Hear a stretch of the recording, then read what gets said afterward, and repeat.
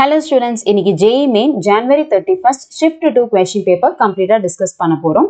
So first question paper எப்படி கேட்டிருக்காங்கன்னு பார்க்கலாம். Section Aல easy and medium level questions 8 questions each கேட்டிருக்காங்க and then 4 difficult questions கேட்டிருக்காங்க. And then coming to section B இதுல நமக்கு choice இருக்கு.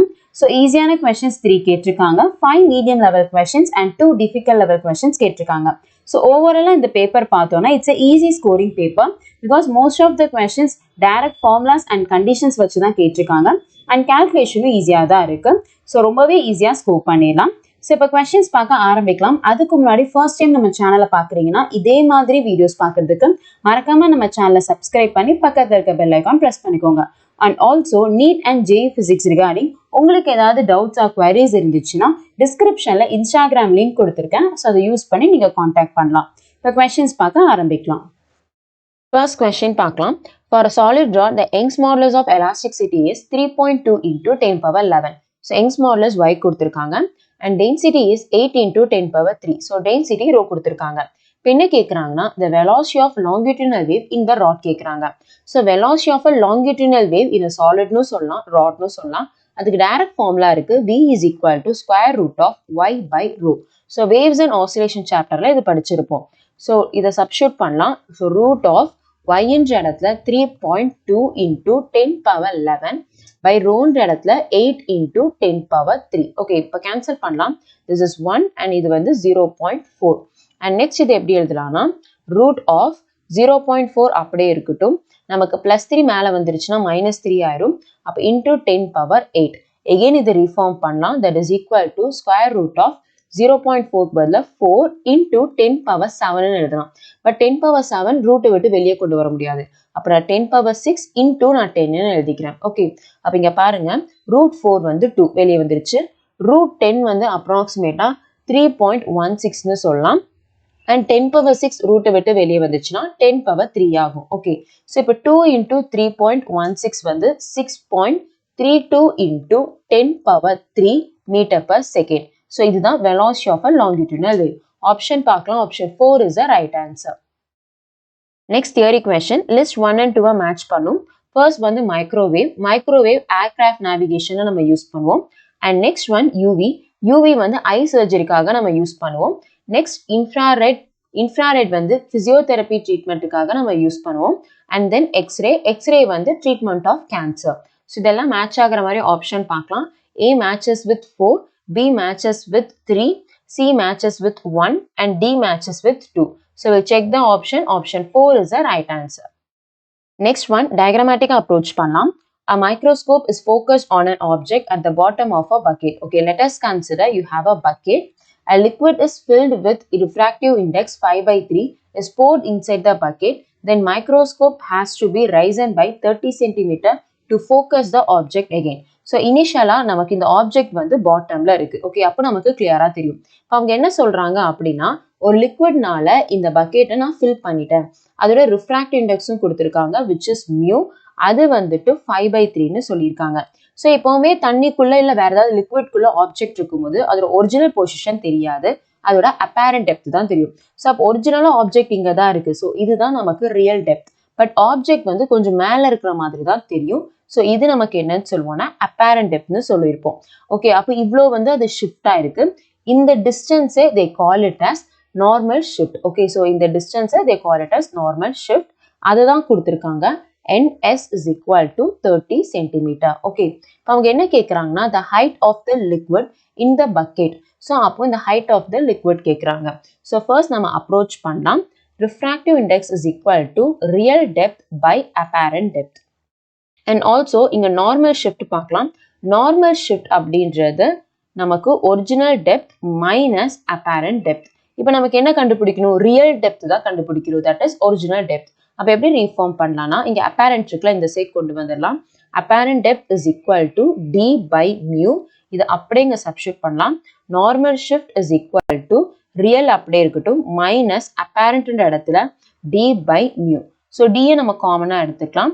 So D into 1 minus 1 by mu தானே. மியூக்கு பதில் 5/3 இருக்குது, அதை சப்ஸ்டியூட் பண்ணலாம். அப்போ 5 கீழே வந்துடும். 3 வந்து மேலே போயிடும். This is equal to the normal shift 30 centimeter. So 30 centimeterனும் போது நம்ம 0.3 எடுத்துக்கலாம். இங்க நம்ம LCM எடுக்கலாம். அப்படி LCM எடுத்தோம்னா இங்க 0.3 is equal to D into 2 by 5. And இது opposite கொண்டு போனோம்னா D is equal to 0.3 into 5 by 2. So that will be 1.5 by 2. So இதை cancel பண்ணோம்னா நமக்கு 0.75 மீட்டர்னு வரும். பட் ஆப்ஷன் பாருங்க சென்டிமீட்டர்ல இருக்கு. அப்போ 75 சென்டிமீட்டர்னு எழுதிக்கலாம். So இதுதான் real depth. We'll check the option. Option 3 is the right answer. அடுத்த question பார்க்கலாம். Alternating currentல இருந்து. An alternating voltage source V is equal to 260 sin 628t is connected across a pure inductor of 5 millihenry. So நமக்கு இங்க வந்து inductor மட்டும்தான் சர்க்யூட்ல இருக்கு. அதை ஒரு ஏசியோட கனெக்ட் பண்ணியிருக்கோம். அவங்க கேட்கறது இண்டக்டிவ் ரியாக்டன்ஸ். ஸோ இண்டக்டிவ் ரியாக்டன்ஸ்க்கு formula XL is equal to omega L. So இவங்க L கொடுத்துருக்காங்க, ஒமேகா கண்டுபிடிக்கணும். ஸோ யூ கேன் see இங்க ஈக்குவேஷன் கொடுத்துருக்காங்க V is equal to V0 sin omega tன்னு சொல்லுவோம். அப்போ பாருங்க T பக்கத்துல இருக்கிறத ஒமேகா, T பக்கத்துல இருக்கிறது ஒமேகானா ஒமேகா is equal to 628. அப்போ டைரக்டா சப்ஸ்டிட்யூட் பண்ணலாம். ஒமேகான்ற இடத்துல 628 into Lன்ற இடத்துல 5 into மில்லி கொடுத்துருக்கனால 10⁻³ ஸோ அப்போ இது ரெண்டையும் மல்டிப்ளை பண்ணலாம். மல்டிப்ளை பண்ணால் 3140 into 10⁻³ வருது. ஸோ பாயிண்ட்ஸ் வச்சோம் அப்படின்னா 3.14 ohm. We'll check the option. Option 4 is the right answer. இது ஒரு முக்கியமான கொஸ்டின், கன்ஃபியூஸ் பண்ற மாதிரி தருவாங்க. But it's a theory based question. Question பார்க்கலாம்.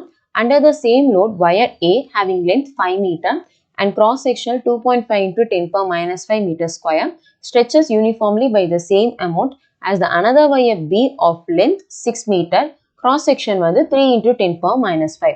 ஸோ ரெண்டு வயர் எடுத்திருக்காங்க A and B, அதோட length and area of cross section கொடுத்திருக்காங்க and change in length வந்து சேம்னு சொல்லிட்டாங்க. அவங்க கேட்கறது the ratio of Young's modulus of a wire A to that wire B. So Young's modulus அப்படின்றது it depend upon the nature of the material. எந்த அளவுக்கு force கொடுக்குறோம், எந்த அளவுக்கு எக்ஸ்டெண்ட் ஆகுதுன்றதுலாம் கிடையாது. It depends only on the nature of the material.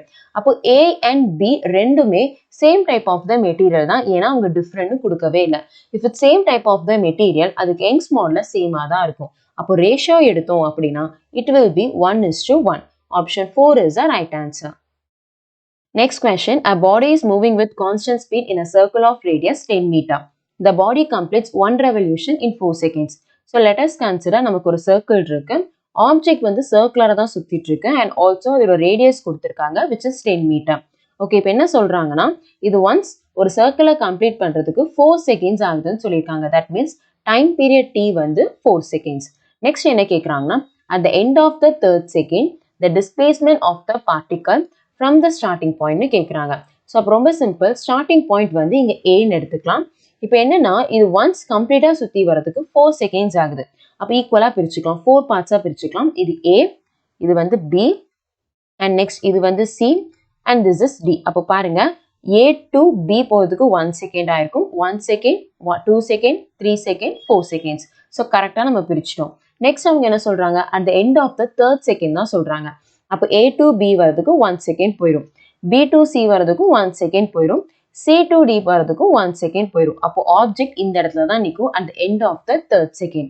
So இது வந்து starting point, இது வந்து ஃபைனல் பாயிண்ட். இப்போ அவங்க என்ன கேட்குறாங்க, they asking the displacement. டிஸ்பிளேஸ்மெண்ட்ன்றது a shortest distance from starting point to the final point. So இதுதான் நமக்கு டிஸ்பிளேஸ்மெண்ட். ஸோ இந்த டிஸ்டன்ஸை தான் கண்டுபிடிக்கிறோம். இப்போ இதை எப்படி கண்டுபிடிக்கலாம்னா ரொம்ப சிம்பிள், நமக்கு ரேடியஸ் ஆஃப் த சர்க்கிள் வந்து கான்ஸ்டன்ட்டாக இருக்கும்.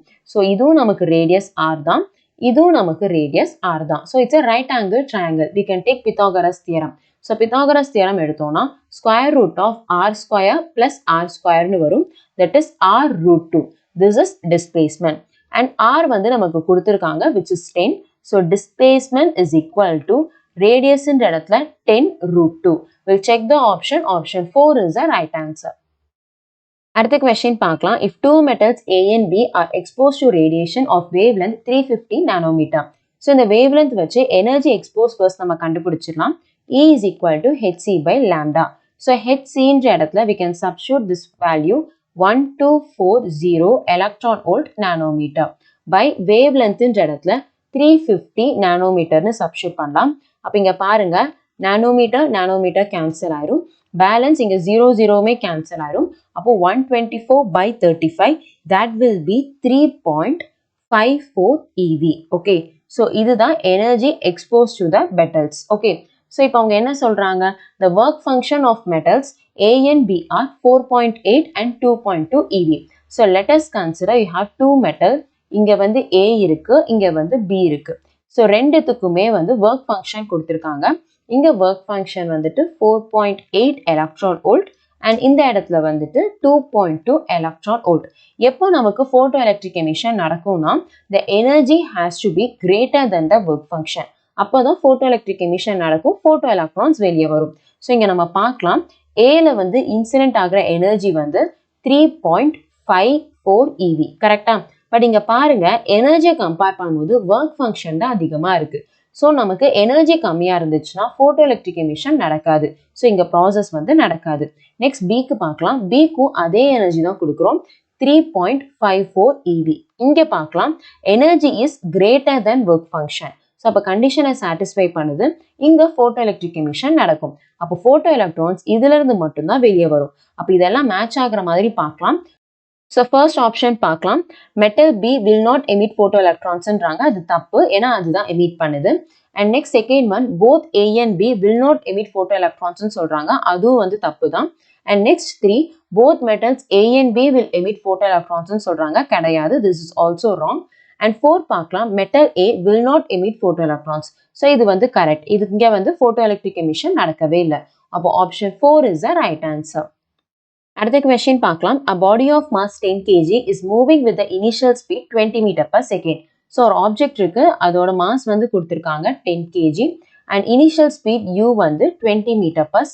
ஓகே, நெக்ஸ்ட் என்ன சொல்றாங்கன்னா, a body starts after 5 seconds due to the friction between body and the floor. So அந்த ஆப்ஜெக்ட் வந்து ஸ்டாப் ஆயிருக்கு ஆஃப்டர் த 5 seconds. எதனால ஸ்டாப் ஆயிருக்குன்னா ஃப்ரிக்ஷனால. ஸோ எப்பவுமே ஒரு ஆப்ஜெக்ட் ஃப்ரிக்ஷனால ஸ்டாப் ஆகுது அப்படின்னா அதுக்கு இந்த ஃபார்முலா எடுத்துக்கோங்க, that is A is equal to mu g. And also இங்க டீஸ்லேட் ஆகுதுன்றனால மைனஸ் எடுத்துக்கலாம். ஸோ எங்கெல்லாம் ஃப்ரிக்ஷனால ஸ்டாப் ஆகுதோ அந்த இடத்துல இந்த ஃபார்முலாவை சூஸ் பண்ணிக்கோங்க. எல்லா இடத்துலையுமே இது அப்ளிகபிளா தான் இருக்கும். ஓகே, இப்போ அவங்க கேட்கறது the value of coefficient of friction mu வந்து கேட்குறாங்க. ஸோ அண்ட் ஆல்சோ இந்த பாடி வந்து ஸ்டாப் ஆயிடுச்சு இல்லையா, அப்போ ஃபைனல் வெலாசிட்டி 0ன்னு சொல்லிக்கலாம். அண்ட் டைம் t வந்து 5 செகண்ட்ஸ்னு எடுத்துக்கலாம். ஸோ இப்போ அப்ரோச் பண்ணலாம். இங்க பாருங்க, that is நமக்கு UVA இருக்கிறனால we can take V is equal to U plus AT. இப்போ சப்ஸ்டியூட் பண்ணலாம். Vன்ற இடத்துல 0, Uன்ற இடத்துல 20, Aன்ற இடத்துல மைனஸ் இந்த ஃபார்முலா யூஸ் பண்ணிக்கலாம், minus mu G into T. So இது ஆப்போசிட்ல போச்சுன்னா 20 is equal to mu G into T. Okay, so இப்போ கால்குலேட் பண்ணலாம்.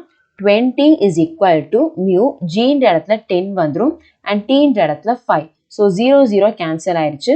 And in the 5 opposite போச்சுன்னா 2/5 is equal to mu, that is 0.4 is equal to coefficient of the friction. Option 2 is the right answer. Next one, a hypothetical gas expands adiabatically such that its volume changes from 8 liter to 27 liters. So என்ன சொல்றாங்கன்னா, இங்க adiabatic process சொல்லிட்டாங்க, initial volume and final volume தந்துட்டாங்க. If the ratio of final pressure of the gas to initial pressure ratio வந்து கொடுத்திருக்காங்க, they asking the ratio of Cp/Cv. அதாவது Cp/Cvன்றது adiabatic constant. இதை தான் கேட்குறாங்க. இப்போ அப்ரோச் பண்ணலாம். adiabatic constant சொல்லியாச்சு அண்ட் ஆல்சோ நமக்கு வால்யூம் அண்ட் ப்ரெஷர் ரிலேஷன் கொடுத்துருக்காங்க. அப்போ formula PV adiabatic constant is equal to constant நம்ம சூஸ் பண்ணிக்கலாம். ஸோ இனிஷியல் ப்ரெஷரை நான் P1ன்னு எடுத்துக்கிறேன். இனிஷியல் வால்யூம் வந்து 8 லிட்டர்னு கொடுத்துருக்காங்க. So 8 adiabatic constant is equal to final pressure நான் P2ன்னு எடுத்துக்கிறேன் அண்ட் ஆல்சோ வால்யூம் வந்து 27 adiabatic constant சொல்லியிருக்காங்க. இப்போ ரீஃபார்ம் பண்ணலாம். அப்போ நமக்கு P2/P1 is equal to இங்க 8 இருக்கா, 8/27 adiabatic constant. Okay, and also இந்த ரேஷியோ ஆஃப் த ப்ரெஷர் கொடுத்துருக்காங்க பாருங்க, the ratio of final of the gas to the initial. அப்போ P2/P1 தான் கொடுத்துருக்காங்க, that is P2/P1ன்றது 16/81. இது அப்படியே அங்கே சப்ஸ்டியூட் பண்ணலாம். அப்போ 8/27 adiabatic constant is equal to P2ன்ற இடத்துல 16 வரும், by P1ன்ற இடத்துல 81 வரும். ஓகே, ஸோ இப்போ நமக்கு ஈக்குவேஷன் கிடைச்சிருச்சு. இதை ரீஃபார்ம் பண்ணி தான் நம்ம அடியாபேட்டிக் கான்ஸ்டன்ட் என்னன்னு கண்டுபிடிக்கணும். ஓகே, ஸோ ஃபர்ஸ்ட் இங்கே பார்க்கலாம். இங்கே பாருங்க 8 இருக்கு. ஸோ 2 கியூப் தான் 8. அப்போ 2 கியூப் பை அதே மாதிரி 3 கியூப் தான் 27. So 3 cube. ஓகே, பவரில் வந்து அடியாபேட்டிக் கான்ஸ்டன்ட் இருக்கும். That is equal to and அதே மாதிரி இங்கே பாருங்க 2 பவர் 4 தான் நமக்கு வந்து 16 அண்ட் அதே மாதிரி 3 பவர் 4 தான் நமக்கு வந்து 81. ஓகே, அப்போ இங்கே பாருங்க இந்த 3 வந்து காமன் ஆயிடுச்சுன்னா நமக்கு 2 by 3 the whole power 3 adiabatic constant is equal to இங்க 2 by 3 the whole power 4. Okay, அப்போ இது ரெண்டு ஈக்குவேட் பண்ணலாம். 3 adiabatic constant is equal to 4. So adiabatic constant which is Cp by Cv and 3 இங்க கொண்டு வந்துட்டோம்னா which is 4 by 3. Okay, so the ratio of Cp by Cv ன்றது 4 by 3. We'll check the option. Option 1 is the right answer. அடுத்த theory question. Considering a group of positive charge, which of the following statement is correct? So surface எடுத்துக்கலாம். இந்த surfaceல நிறைய positive charges இருக்கு. Okay, so இப்போ எந்த statement correctனு பார்க்கலாம்.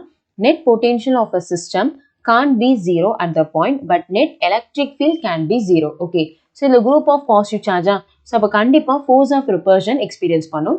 அப்போ ஏதாவது ஒரு இடத்துல நமக்கு net force ஜீரோவாக இருக்கும்போது எலக்ட்ரிக் ஃபீல்டும் நமக்கு ஜீரோவாக இருக்கும். பட் எலக்ட்ரிக் ஃபீல்ட் ஜீரோவாக இருந்தாலும் பொட்டென்ஷியல் கான்ஸ்டண்ட்டாக தான் இருக்கும். பொட்டென்ஷியல் எந்த இடத்துலையுமே பெருசாக ஜீரோ ஆகாது. அப்போ ஆப்ஷன் 1 பார்க்கலாம். Net potential of a system can be zero. Correct தான், அது ஜீரோ கிடையாது. But net electric field can be ஜீரோன்றாங்க. ஸோ ஃபர்ஸ்ட் ஸ்டேட்மெண்ட்டே கரெக்ட் தான். பட் அதே செகண்ட் ஒன் பாருங்க, net potential of the system at a point can be ஜீரோன்றாங்க. So இது ஜீரோவாக இருக்கலான்றாங்க, விச் இஸ் ராங். ஸோ அப்போ ஆப்ஷன் 1 தான் correct. Next question. A stone of mass 1 kg is tied to end of a massless string of length 1 meter.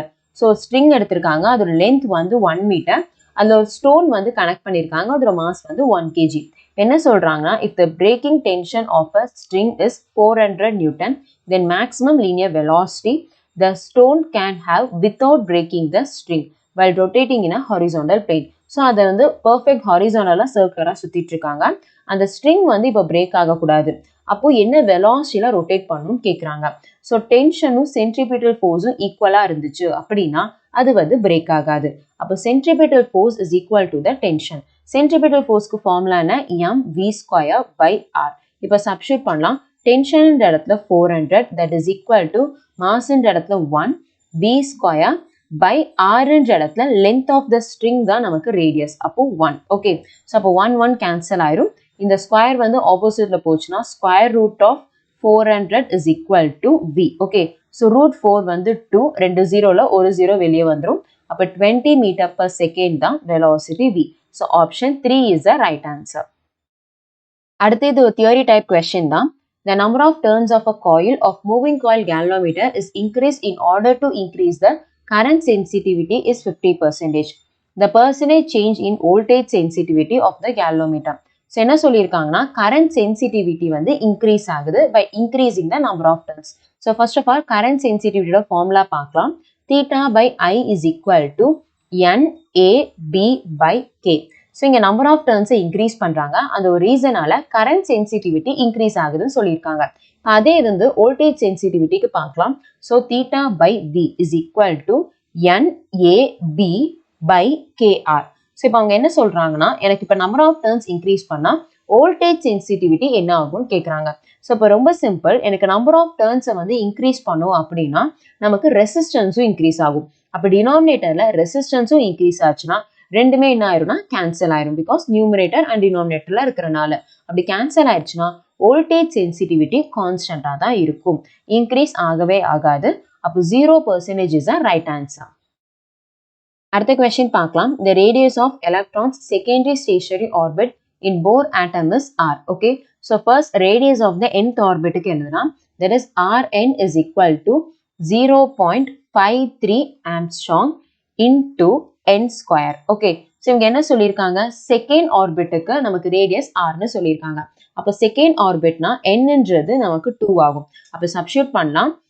R is equal to 0.53 Armstrong into என்னன்ற இடத்துல நமக்கு 2 square வந்துடும். அப்போ 2 square. And next வந்து the radius of the third orbit கேட்குறாங்க. So அதே மாதிரி என்னன்ற இடத்துல 3 எழுதுனா, that is R3 is equal to 0.53 Armstrong into 3 square. So ரெண்டுத்துக்கும் ரேஷியோ எடுக்கலாம். ரேஷியோ எடுத்தானா இது ரெண்டும் கேன்சல் ஆயிரும். Balance R by R3 is equal to 2 square 4 by 3 square 9. அப்போ cross multiply பண்ணா R3 is equal to 9 by 4 R. Okay. அப்போ 9 by 4 என்றது 2.25 R னு வரும். So we'll check the option. Option 2 is the right answer. அடுத்த theory question, statement 1 பார்க்கலாம். In a typical transistor, all three region, emitter, base, collector have same doping level ன்றாங்க. This is wrong. Because இருக்கதே emitterக்கு தான் highly doped-ஆ இருக்கும். இங்க sameனு சொல்றாங்க. அப்ப அது தப்பு. Next second statement பார்க்கலாம். In a transistor, collector is the thickest and base is the thinnest னு சொல்றாங்க. இது correct. Because collectorக்கு இருக்கதே large area இருக்கும். So அதனால தான் அது thickest, base வந்து thinnest. அப்போ statement 1 வந்து incorrect. Statement 2 வந்து correct. So option பார்க்கலாம். Option 3 is the right answer. அடுத்து gravitation of the question பார்க்கலாம். A body weight W is projected vertically upward from Earth's surface to reach a height above the Earth which is equal to 9 times the radius of the Earth. So ஒரு object surface of the Earthல இருந்து throw பண்றாங்க. So ஒரு particular heightல அதோட weight என்னன்னு கேக்குறாங்க. So first of all weight ஓட formula W is equal to mg. So mass வந்து கான்ஸ்டன்டா இருக்கும் பட் பர்டிகுலர் ஹைட் போகும்போது g வந்து மாறும். அப்ப அந்த இடத்துல acceleration due to gravity கண்டுபிடிக்கிறோம். acceleration due to gravity கண்டுபிடிக்கிறதுக்கு formula gh is equal to g by 1 plus h by r the whole square. So இங்க வந்து weight வந்து இது பண்ணலாம். எப்படின்னா ரெண்டு சைடும் மாஸால மல்டிப்ளை பண்ணுங்க. அப்போ இது வந்து weight at a particular height மாறிடும். இங்க mgன்றது weight at the surface by 1 plus h என்றது என்னது 9 times the radius அப்போ 9r by r the whole square. Okay. அப்போ r நமக்கு cancel ஆயிரும். 1 plus 9 வந்து 10. அப்போ w by 10 square. So 10 square na 100 வரும். So w by 100. So we'll check the option. Option 3 is the right answer. Next one, a long conducting wire having a current I flowing through it. It is bent into a circular coil of n turns. So length of wire இருக்கு. இப்போ அதை n turnsக்கு மாத்துறாங்க. Okay. அப்போ magnetic field ஓட formula B is equal to number of turns இருக்கனால n mu naught I by 2r னு எடுப்போம். But number of turns increase ஆக radiusம் with respect to the decrease ஆகும் இல்லையா? So அப்போ n times number of coil increase ஆச்சுன்னா radius அவ்வளோ times வந்து decrease ஆகும். அப்போ r by n னு எழுதிக்கலாம். So this is B1. So the n numeratorக்கு போயிடுச்சுன்னா B1 is equal to n square mu naught I by 2r. Okay, so இது வந்து first equation. So இதே மாதிரி second oneக்கு பார்க்கலாம். Then it is bent into a circular coil of small n turns. Okay, அதே length of wire தான் but small n turnsல bend பண்றோம். அப்போ B2 is equal to small n mu naught I by 2r by n. Again number of turns increase ஆகும்போது radius கம்மியாகும். அப்போ n மேல போச்சுன்னா B2 is equal to n square mu naught I by 2r. Okay, so இதுதான் நமக்கு B2. Fine. So next இப்போ என்ன சொல்றாங்கன்னா the ratio of the magnetic field in first case to the second case கேக்குறாங்க. அப்போ ratio எடுக்கலாம். That is B1 by B2. Okay, so B1 ன்ற இடத்துல n square mu naught I by 2r by நமக்கு B2 ன்ற இடத்துல n square mu naught I by 2r. So அப்போ இந்த term cancel ஆயிரும். Balance நமக்கு n square by n square. Okay, so we'll check the option. Option 3 is the right answer. Next theory question பார்க்கலாம். Statement 1. For transmitting a signal, size of antenna should be comparable to the wavelength. So எப்பவுமே size of the antennaவும் wavelengthும் comparable-ஆ தான் இருக்கணும். So first statement வந்து correct. Second statement பார்க்கலாம். In amplitude modulation, amplitude of carrier wave remains constant னு சொல்றாங்க. So இது வந்து தப்பு. So continuous-ஆ இதை நம்ம change பண்ணிட்டே தான் இருப்போம். So அப்போ first statement correct. Second one வந்து தப்பு. So option 4 is the right answer. Next one, the H amount of thermal energy is developed by a resistor in 10 seconds when a current of 4 ampere is passed through it. So ஒரு resistorல current pass பண்றாங்க. அந்த current வந்து 4 ampere for the 10 seconds ஒரு heat energy develop ஆயிருக்கு. அது H னு சொல்றாங்க. So இது எல்லாமே relate பண்ற மாதிரி formula H is equal to I square RT. Okay, இப்போ substitute பண்ண ஆரம்பிக்கலாம். Heat energy H ன்னு தான் கொடுத்திருக்காங்க. That is equal to I ன்ற இடத்துல 4 square, resistance R, time வந்து 10 second. இது equation number 1. Next என்ன சொல்றாங்கன்னா if the current is increased to 16 ampere. இப்போ current வந்து change ஆயிடுச்சு. the thermal energy developed by the resistance in 10 second. அதே 10 செகண்டுக்கு இப்போ heat energy கேட்குறாங்க. அப்போ H dash னு எடுத்துக்கலாம். That is equal to current இப்போ 16 square R time வந்து 10 second. So the equation number 2. Okay. So இந்த ரெண்டுத்தையும் divide பண்ணா, அப்படி divide பண்ணா R cancel, 10 cancel. Balance H by H dash is equal to 4 square வந்துட்டு 4 into 4 எழுதிக்கலாம். அதே மாதிரி 16 square 16 into 16 எழுதிக்கலாம். So 4 4s are 16, 16 cancel. Balance cross multiply பண்ணோம்னா H dash is equal to 16H னு வருது. Okay, we'll check the option. Option 2 is the right answer. அடுத்து dimension formula இருந்து question பார்க்கலாம். That is match the following. List 1 and 2 match பண்ணும். So first angular momentum ஓட dimension formula பார்க்கலாம். For A1, angular momentum ஓட formula that is equal to mvr. M என்றது mass, so V என்றது velocity, velocityக்கு dimension L t power minus 1 and R என்றது distance L. So அப்போ இங்க m L square t power minus 1 னு வரும். Okay, so இதுதான் dimension formula for the angular momentum. எதோட match ஆகுதுனா 3 ஓட match ஆகுது. And next நம்ம torque பார்க்கலாம். So B ஓடது வந்து torque. So torque ஓட formula வந்து R cross F. Okay, cross product எடுப்போம். That is RF sin theta னு சொல்லுவோம். But sin theta ன்றது trigonometry function. Trigonometry function dimension formula consider பண்ண மாட்டோம். அப்ப R ன்றது length L எழுதியாச்சு. And F ன்றது force. Force ஓட dimension formula M L t power minus 2. Okay, so அப்ப torque tau is equal to M L square t power minus 2. So எதோட match ஆகுதுன்னு பார்க்கலாம். That is B வந்து 1 ஓட match ஆகுது. அடுத்து stress பார்க்கலாம். So stress ஓட formula என்னன்னு பார்த்தோம்னா force by area. So forceக்கு dimension M L t power minus 2.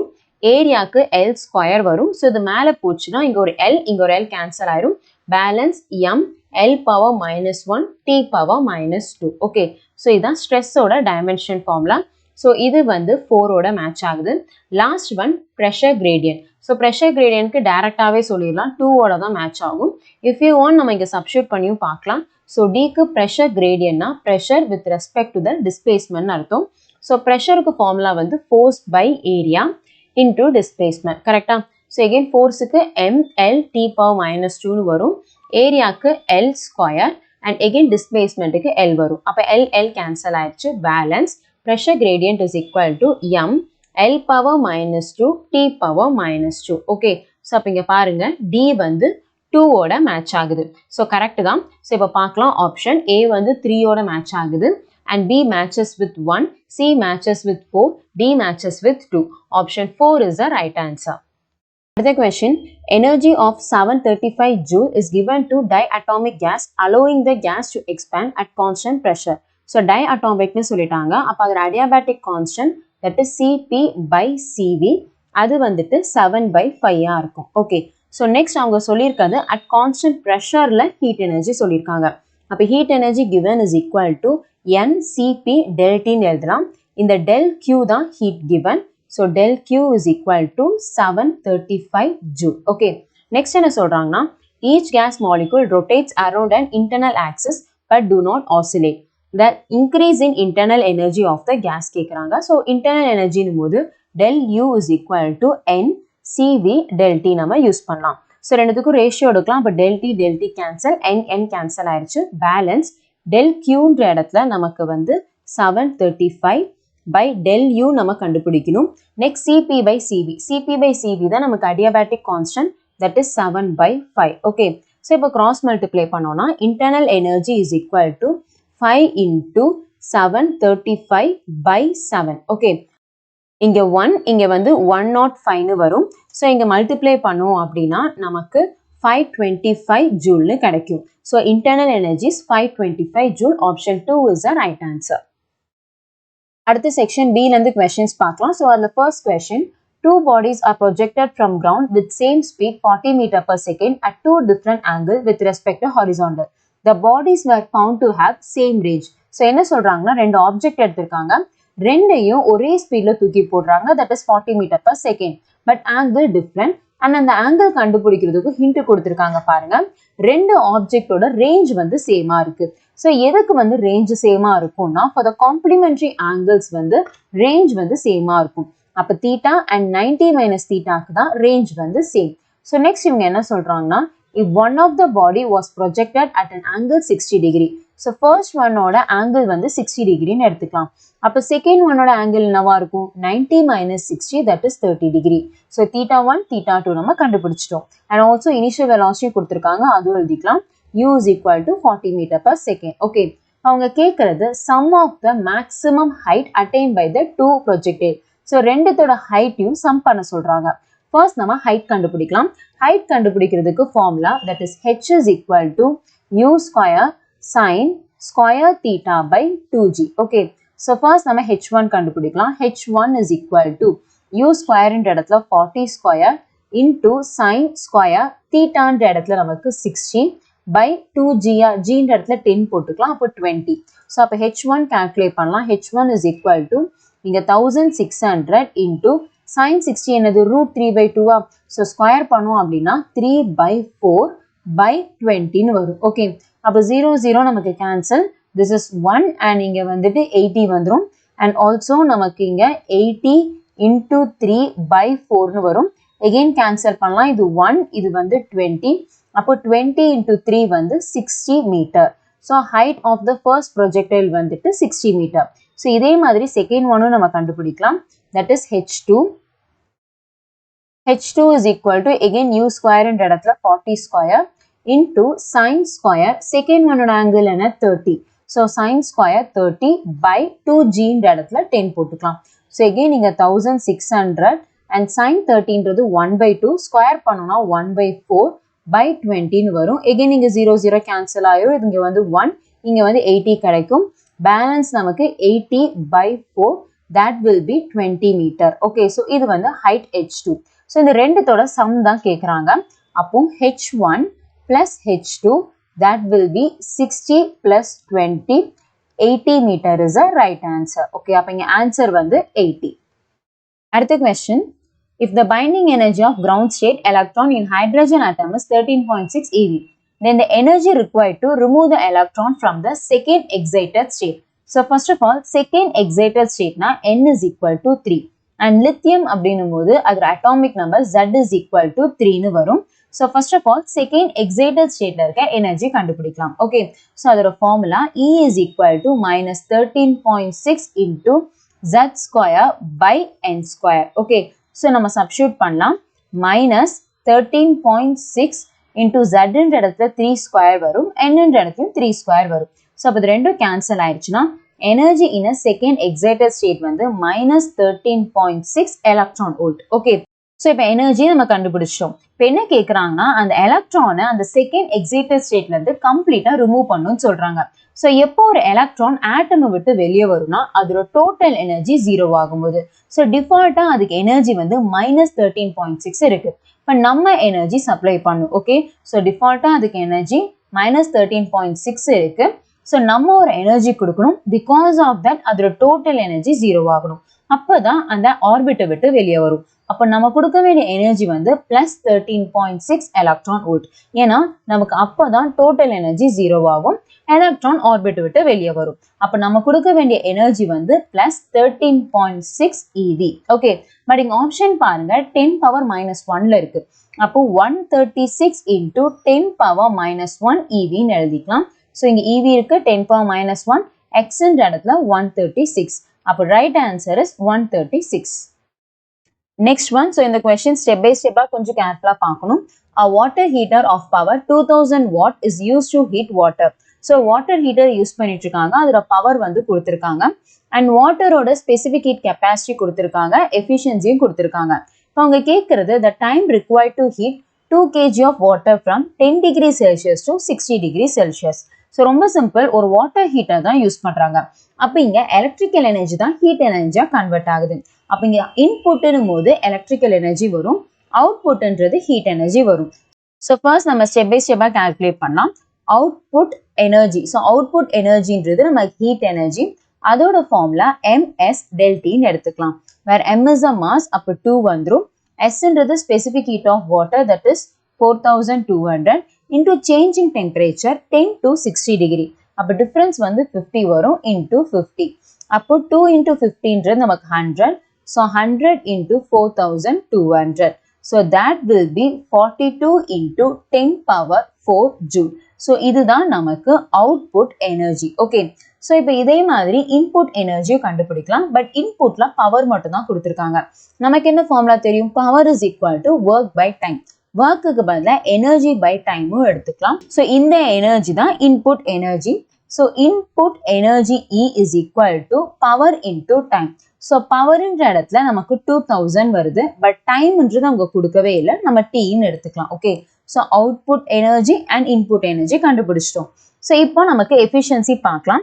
So efficiency என்றது என்னது? நமக்கு output energy by input energy. கரெக்டா?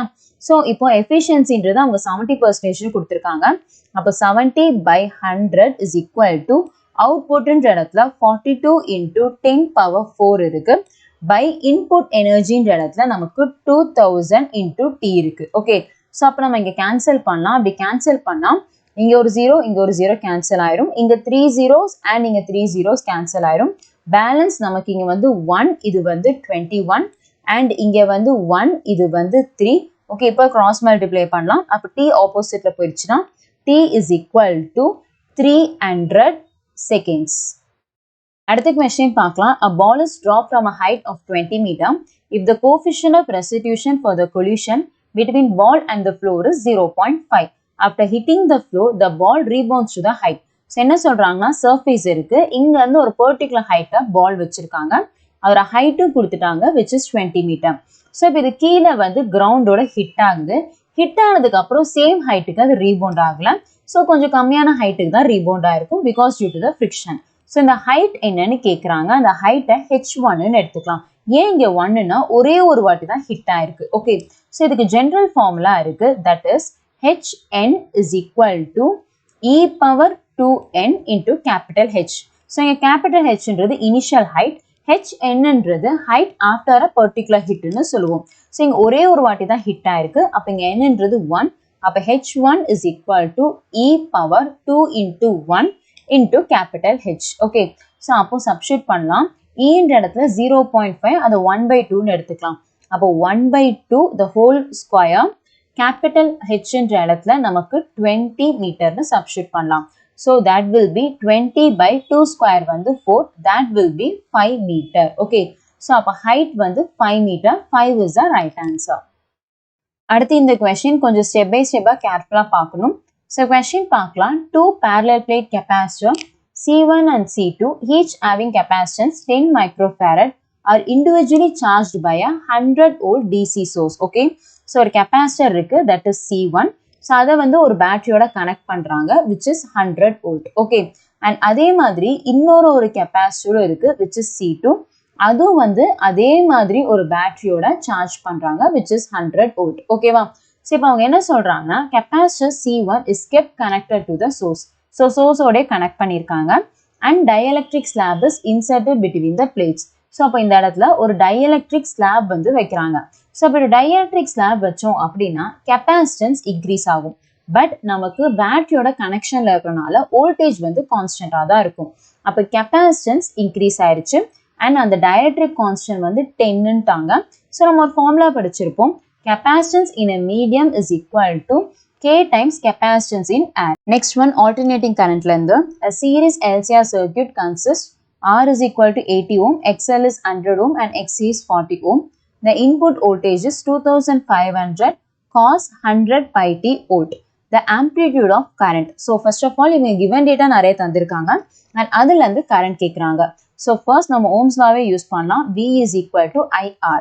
But R க்கு பதிலா இங்க 3 components இருக்கா. So அப்ப நம்ம net resistance that you call it as impedance எடுத்துக்கலாம். First இந்த Z கண்டுபிடிக்கணும். Z is equal to square root of R square plus XL minus XC the whole square. So substitute பண்ணலாம். Z is equal to square root of. So இந்த relation தான் இங்க எடுக்க போறோம். So இங்க capacitance C1 ன்றது நமக்கு KC1 மாறிடும். That is K என்ற இடத்துல 10. அப்ப 10 C1 மாறிடும். But voltage constant தான் இருக்கும். That is V1 is equal to 100 volt. Okay.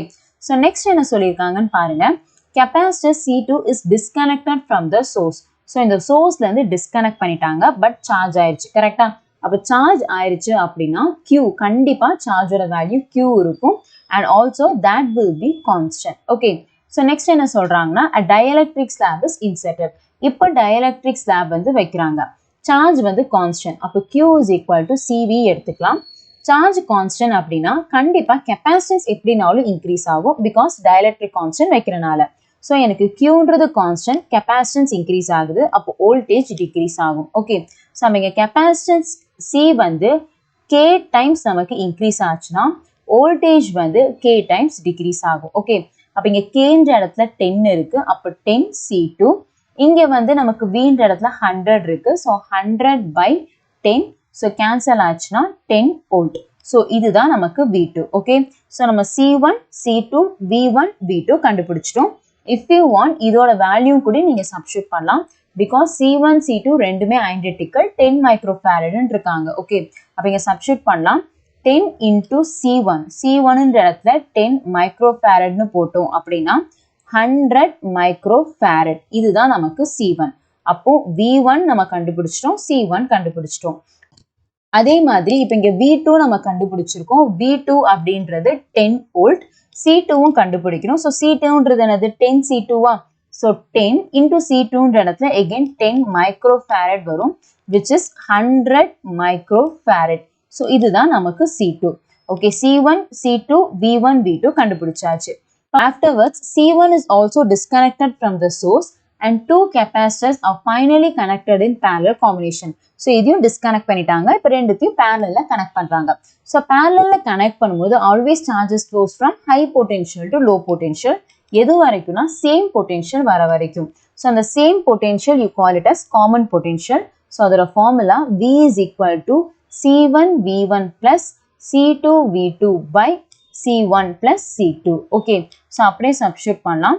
C1ன்ற இடத்துல நமக்கு 100 இருக்கு, ஸோ 100 மைக்ரோஃபாரட். ஓகே, அப்போ 10⁻⁻6 அண்ட் வோல்டேஜ் V1ன்ற இடத்துல 100 இருக்கு, ஸோ இன்டூ 100 பிளஸ் C2ன்ற இடத்துல பார்க்கலாம். C2ன்றது நமக்கு எகெயின் 100 மைக்ரோன்றனால 10⁻⁻6 அண்ட் வோல்டேஜ் வந்துட்டு 10.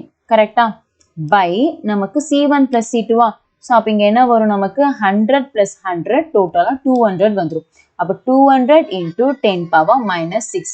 ஸோ 10⁻⁻6 காமனாக எடுத்துடலாம்.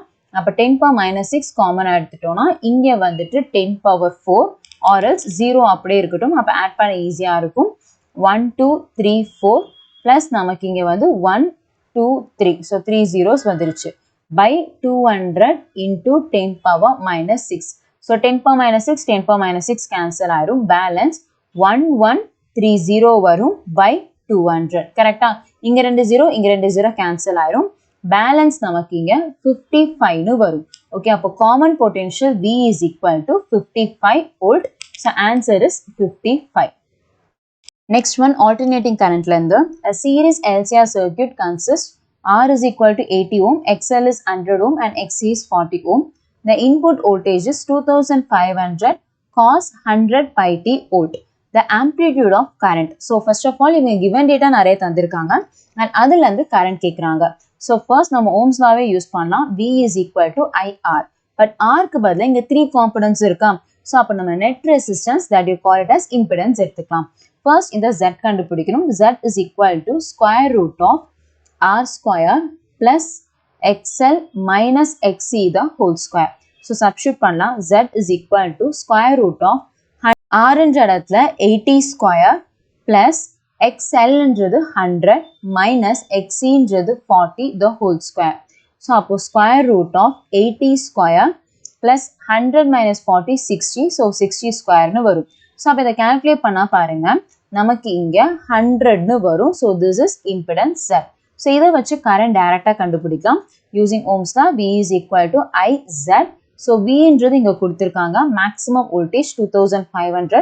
So 2500 is equal to I கண்டுபிடிக்கிறோம் and Z is 100. Okay, அப்போ cancel பண்ணலாம். இங்க 2 0 இங்க 2 0 cancel ஆயிருச்சு.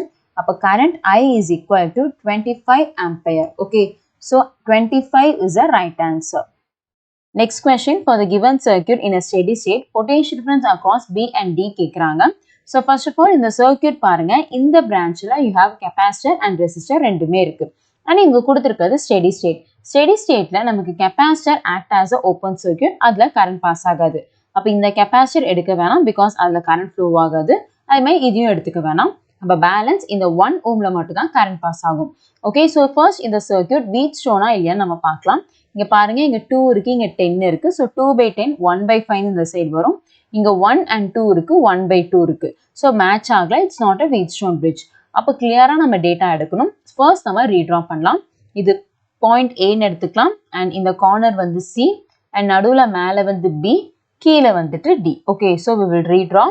So first thing A to B ஒரு 2 ohm இருக்கு. So this is A to B நமக்கு ஒரு 2 ohm இருக்கு. And next B to C you have a 1 ohm. So இங்கேருந்து B to C நமக்கு 1 ohm இருக்கு. அண்ட் நெக்ஸ்ட் கீழே பாருங்க, A to D ஒரு 10 ohm இருக்கு. So A to D you have a 10 ohm. And அதே மாதிரி D to C வந்துட்டு நமக்கு 2 ohm இருக்கு. So D to C you have a 2 ohm. Okay, so அப்போ பாருங்க, நமக்கு இந்த 2 and 1 they connected in series, 10 and 2 connected in series, and இந்த பிரான்ச்சும் கீழே இருக்க பிரான்ச்சும் they connected in parallel. and இதுக்கு காமனா நமக்கு பேட்டரி எடுத்திருக்காங்க, which is 6 volt. and also இந்த ரெண்டு பிரான்ச்சுமே காமனா நமக்கு parallelல கனெக்ட் ஆயிருக்கு. இப்போ பொட்டன்ஷியல் டிஃபரன்ஸ் சேமா இருக்கும். மேல இருக்க பிரான்ச்சுக்கு பொட்டன்ஷியல் டிஃபரன்ஸ் 6 volt, கீழே இருக்கிறதுக்கும் 6 volt தான். ஓகே, இப்போ நான் என்ன பண்ண போறேன்னா, நமக்கு இது ரெசிஸ்டன்ஸ் R1 R2ன்னு எடுத்துக்கலாம். இந்த ஃபர்ஸ்ட் ரெசிஸ்டன்ஸோட பொட்டன்ஷியல் டிஃபரன்ஸ் கண்டுபிடிக்கிறோம், which is V1. So V1 கண்டுபிடிக்கிறதுக்கு you have a direct formula. V1 is equal to R1 by R1 plus R2 into V. So substitute பண்ணலாம். So V1 is equal to R1 ன்ற இடத்துல 2 by 2 plus 1 வந்து 3 into voltage வந்து 6. அப்போ இது 1, இது வந்து 2, that will be 4 volt. Okay, so அப்போ இங்கே V1 ன்றது என்னது? Potential difference across A and B. கரெக்டா? ஸோ அப்போ அது கிளியரா எழுதிக்கலாம். that is VA minus VB, that is potential difference, that is equal to, கரெக்டா, A and B க்கு நடுவில் இருக்க potential difference, that is 4 volt. Okay, okay, இப்போ நெக்ஸ்ட் இப்போ அடுத்த இந்த பிரான்ச்சுக்கு நம்ம பொட்டன்ஷியல் டிஃபரன்ஸ் பார்க்கணும். ஸோ அப்போ இது வந்து R1 R2, ஸோ இது இருக்க பொட்டன்ஷியல் டிஃபரன்ஸ் V1 பார்க்கணும். எகெயின் இங்கேயும் நமக்கு நெட் வோல்டேஜ் வந்து 6 volt தான். அப்போ V1 is equal to again R1 ன்ற இடத்துல 10 by 10 plus 2 நமக்கு 12 into 6ன்னு நமக்கு வரும். So this is 1 and 2.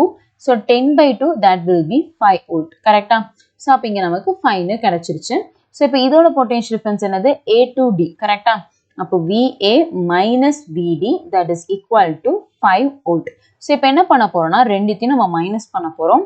அப்போ இங்கே மைனஸ் மைனஸ் மைனஸ், ஸோ இது ரெண்டும் கேன்சல் ஆயிரும். பேலன்ஸ் நமக்கு VD minus VB is equal to 4 minus 5 வந்து minus 1.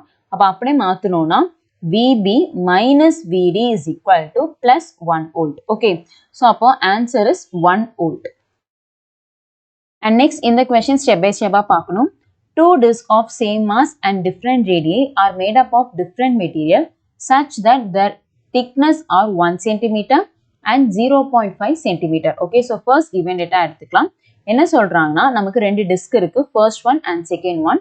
ரெண்டுத்துக்குமே mass sameனு சொல்லியிருக்காங்க. Okay, next thickness, first one T1 is equal to 1 cm and thickness T2 is equal to 0.5 cm. And density வேற வேற. So நீங்கள் நான் D1 D2ன்னு எடுத்துக்கிறேன். And also D1 D2க்கு condition கொடுத்துருக்காங்க பாருங்க, அது தனியாக எழுதிக்கலாம். D1 by D2 is equal to 3 by 5. Okay, அவங்க கேட்குறது moment of inertia of this disc respectively about their diameter will be in the ratio கேட்குறாங்க. ஸோ ஃபர்ஸ்ட் ஆஃப் ஆல் நம்ம radius நமக்கு தெரிஞ்சிருக்கணும். ஓகே, ஸோ என்ன பண்ணலாம்னா டென்சிட்டி வச்சு relate பண்ணலாம். ஃபர்ஸ்ட் டிஸ்கோட டென்சிட்டி D1 நமக்கு தெரியும். ஸோ அப்போ D1 is equal to mass by volume எடுப்போம். பட் இட்ஸ் a disk, கரெக்டா? அப்போ நமக்கு வால்யூம்க்கு பதிலாக ஏரியா இன்டூ திக்னஸ்ன்னு எடுக்கலாம். ஏரியான்றது என்னது? So it's a form of a circle. அப்போ pi r square. அப்போ pi r1 square and thickness T1. Mass சேம்ன்றனால நான் mன்னு எடுத்திருக்கேன். ஓகே, அண்ட் அதே மாதிரி D2க்கு பார்க்கலாம். D2 is equal to m by pi r2 square into T2. Okay, so ரெண்டுத்தையும் டிவைட் பண்ணலாம். அப்போ m கேன்சல் ஆயிரும், பையுமே நமக்கு கேன்சல் ஆயிரும். Balance D1 by D2 is equal to R2 by R1 the whole square into T2 by T1. Okay, so இப்போ given data எல்லாமே substitute பண்ணலாம். that is D1 by D2ன்றது நமக்கு 3 by 5 that is equal to R2 by R1 the whole square நமக்கு தெரியாது. But T1 by T2 கீழே வந்து 1 centimetre, மேலே வந்து 0.5 கரெக்டா?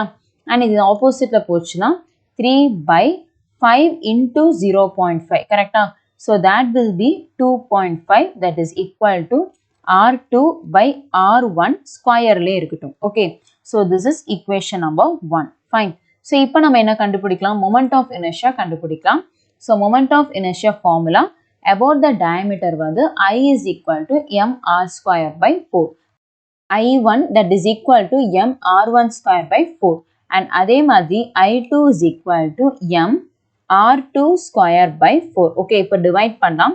Divide பண்ணா 4 cancel ஆயிரும், mm cancel ஆயிரும், balance r1 by r2 the whole square. But இங்க நமக்கு r2 by r1 the whole square இருக்கு. அப்போ அப்படியே reciprocal எழுதணும். அப்போ 2.5 by 3. So 2.5 நம்ம வந்து 5 by 2 எழுதிக்கலாம். So 5 by 2 into 3 that will be 5 by 6 that is equal to x by 6. அப்போ பாருங்க x ன்ற இடத்துல நமக்கு 5 இருக்கு. அப்போ x is equal to 5. 5 is the right answer. அடுத்த question ரெண்டு displacement equation கொடுத்திருக்காங்க. y1 is equal to a sin omega t plus 5 ஃபார்மட்ல கொடுத்திருக்காங்க. அப்போ இங்க a1 ன்றது 10. பட் இங்க y2 பாருங்க sin and cos ரெண்டுமே மிக்ஸ்ட் அப்பா இருக்கு.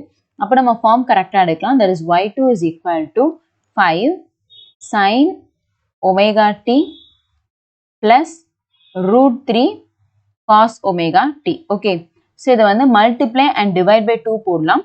அப்போ நியூமரேட்டர் இருக்கிற 2 வந்து மேலேயே இருக்கட்டும், டினாமினேட்டர்ல இருக்கிற 2 வந்து நம்ம ரெண்டுத்துக்கும் காமனா கொடுத்துடலாம். ஸோ திஸ் இஸ் 1 by 2, இங்கே root 3 by 2.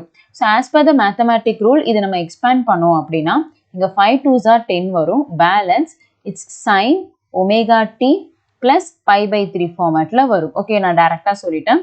So this is y2. அப்போ இங்கே பார்க்கலாம் இதோட ஆம்ப்ளிடியூட் a2 வந்துட்டு 10 கரெக்டா? அண்ட் ஆல்சோ ஃபேஸ் டிஃப்ரென்ஸ் இருக்கான்னு பார்க்கலாம்.